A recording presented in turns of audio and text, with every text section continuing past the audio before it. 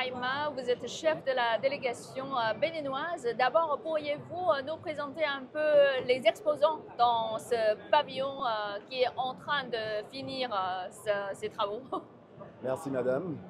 Euh, Nous sommes une délégation commerciale essentiellement parce que notre objectif en participant à la CIE cette année, c'est de révéler toutes les possibilités, les opportunités d'exportation du Bénin vers la Chine. Vous savez que l'année dernière, nous étions déjà sur ce même événement.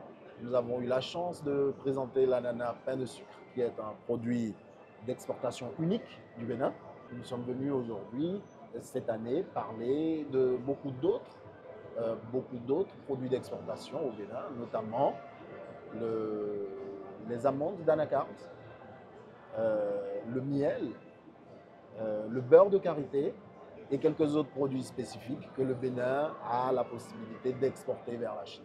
D'ailleurs, vous verrez que là, vous avez des noix d'anacarde, par exemple, des amandes d'anacarde. Et nous avons pris la peine si vous regardez bien, Ouais. les notices les étiquettes sont traduites en mandarin. Ouais, c'est vrai. Et donc, c'est pour montrer que nous faisons en sorte d'être le plus proche et le plus précis possible vis-à-vis du marché chinois que nous visons, que nous ciblons, mais aussi du consommateur chinois. D'accord. Donc l'année dernière, si l'ananas pain du sucre est la carte de visite pour le pavillon Bénin, donc cette année, vous allez proposer d'autres cartes de visite, n'est-ce pas? Exactement. D'après vous, quel est le principal défi pour la commercialisation d'un produit?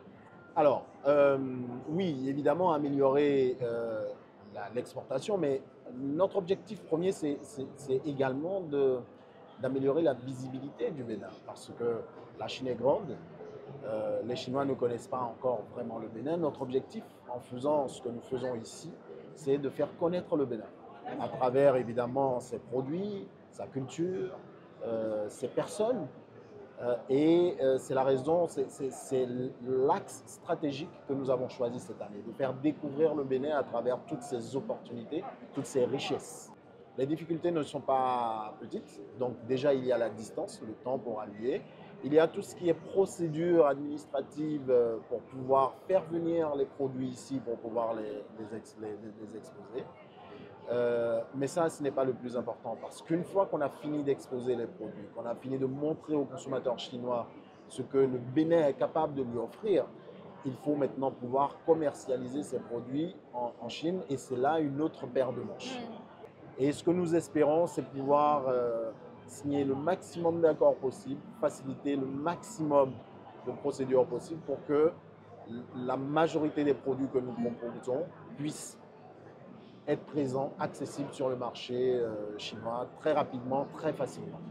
Parce que, en fait, le thème de cette année, c'est Nouvelle ère, partager l'avenir. Je crois qu'avec les efforts de nos deux côtés, je crois que les consommateurs chinois peuvent bénéficier aussi de votre commercialisation. Exactement, exactement. Et c'est comme ça que nous le voyons. C'est vraiment un sujet de partage. Parce que nous construisons quelque chose, nous construisons ensemble une relation économique, des relations d'affaires.